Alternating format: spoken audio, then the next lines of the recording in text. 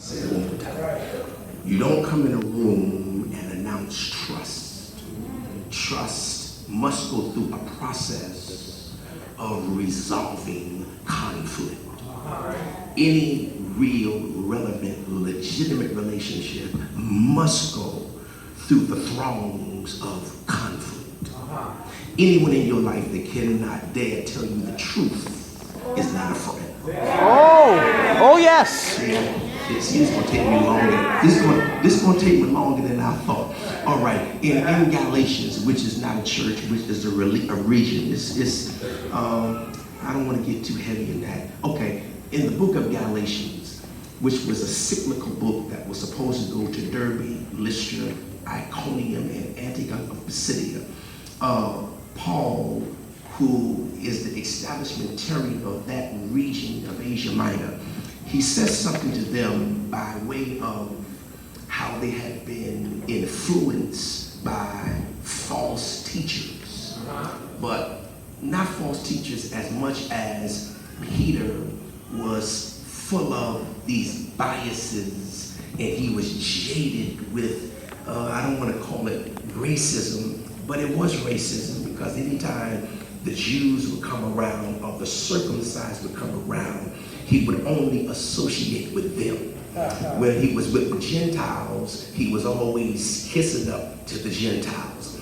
But when he thought the people of nobility and value would come around, he would distance himself from them, and then he would hang out with the Jews. So Paul says to him, the reason there is so many cliques and the church is full of sectarianism is because, Peter, you're the blame. You do not know how to be a friend to anybody.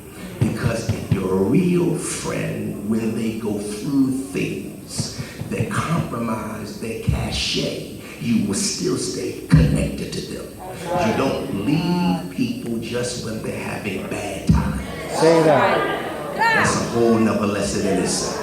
All right, so Peter, is confronted by Paul. And then Paul says it like this. He said that there was a time that when I spoke truth to you, you had no problems receiving it because the truth that I was speaking to you had nothing to do with your character, with your behavior, and with your dysfunction. But he says, now that I challenge you, I have become your enemy. He says it like this, have I now therefore become your enemy because I tell you the truth?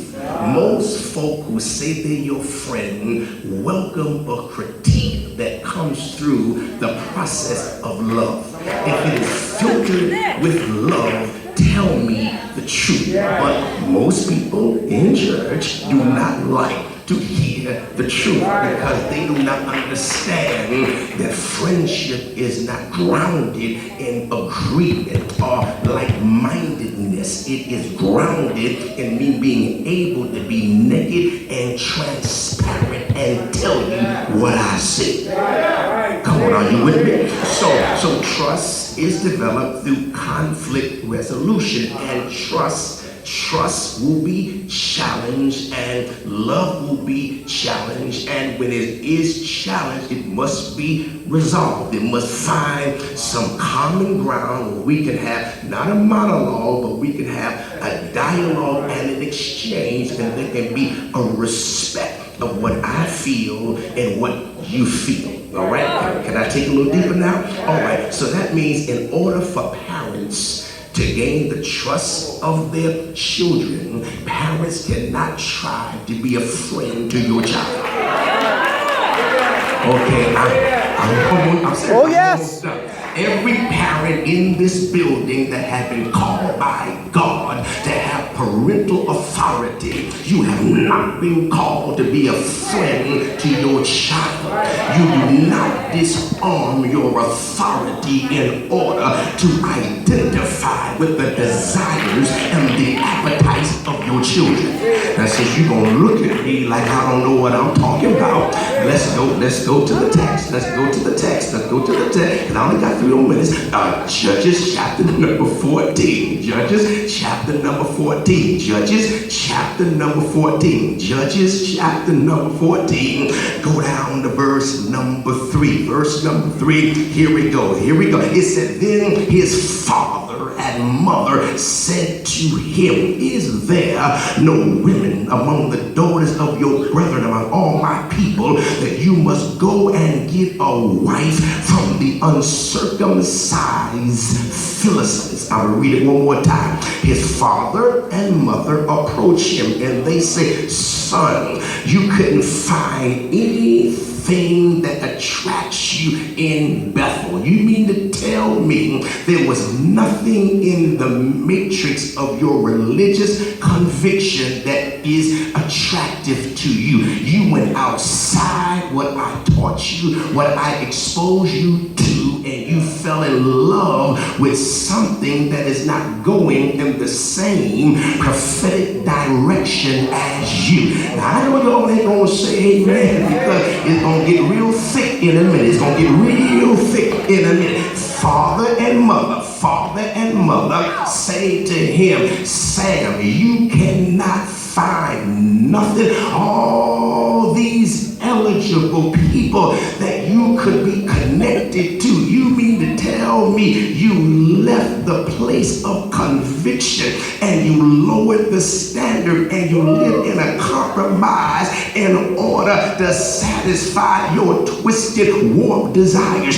You couldn't find nothing, and you expect me as your mother and father to know you want something that I never gave you access to, and you want me to sanction it? You're going to bring up in the house something that I never exposed you to and expect me not to talk about it, teach you about it, or preach to you about it? You mean to tell me you have that audacity and that insensitivity to bring up something in here that I know is not a part of your preordained destiny, and you don't want me to say nothing about, you don't want me to confront you, you don't want me to dismantle that mindset because you are more interested in having a relationship than me telling you the truth? His father and mother said there, you couldn't find nothing, and then you're going to bring it in the church, and then when I start teaching on it,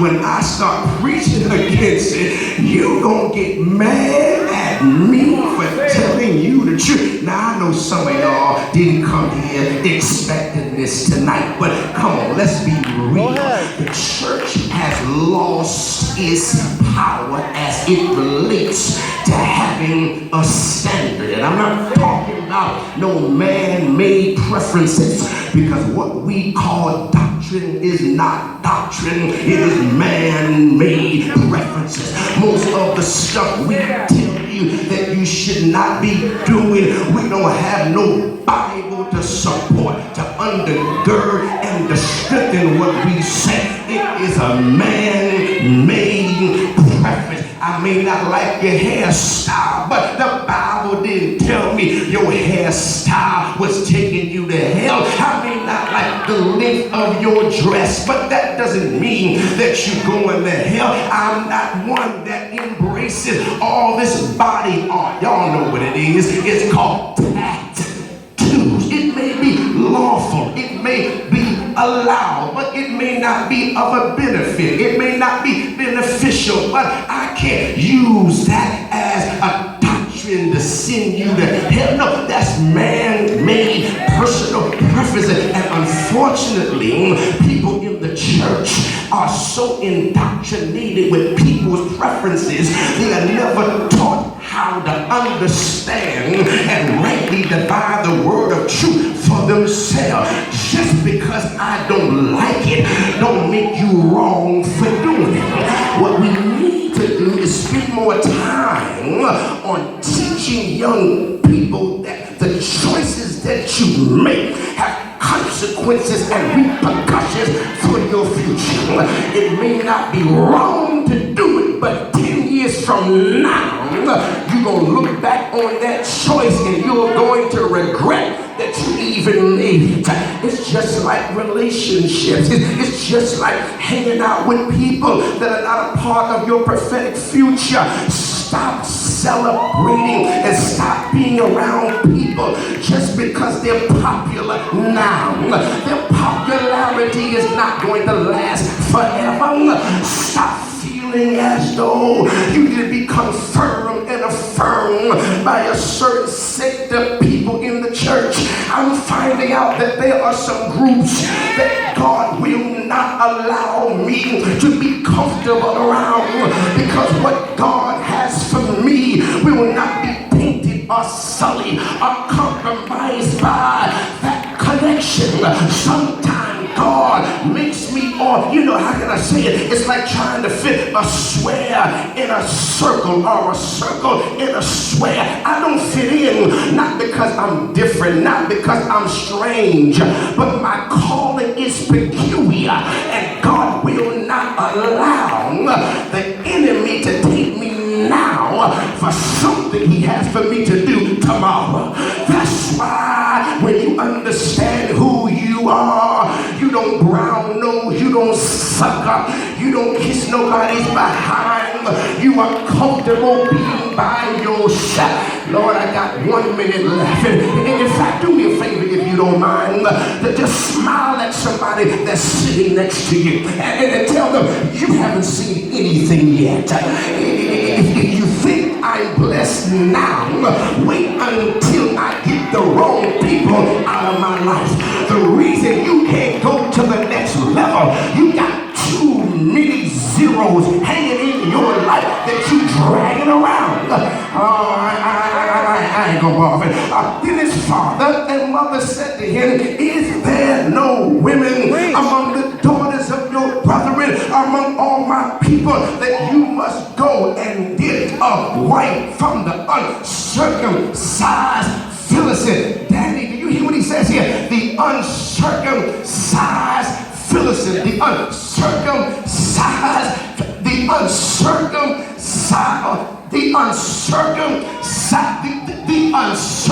You mean to tell me you cannot find anything better than a girl whose father has not even cut covenant with Abraham? He's a polytheistic worshiper. He is an idolater, and you have been called to be an iconoclastic people. You're not supposed to be caught up in personalities and people. You're supposed to be caught up in God. So what if they don't like you? So what if they don't speak to you? So what if they don't sense you? If you got God backing you up, you don't have to back down to nobody. I don't know who I'm preaching to in here right now, but stop trying to get your value from people that don't even know who they are. Stop trying to get your significance from people that don't know who they are. Your significance is not in what you wear,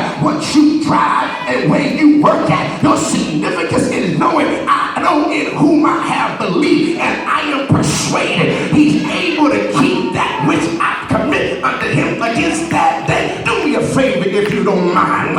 Slap your neighbor high five and say, neighbor, you're about to move into the greatest season of your life. That's why you're under pressure, you're under stress, because you're about to move into the greatest season of your life. That's why the devil is attacking your family, because there's a revival coming to your house. Everything in your house is about to get delivered, to get saved, to get blessed. Lord, I don't mess around and got anointed and feel like preaching up in here. Do me a favor if you don't mind. Shake your neighbor by the hand and say, neighbor, everything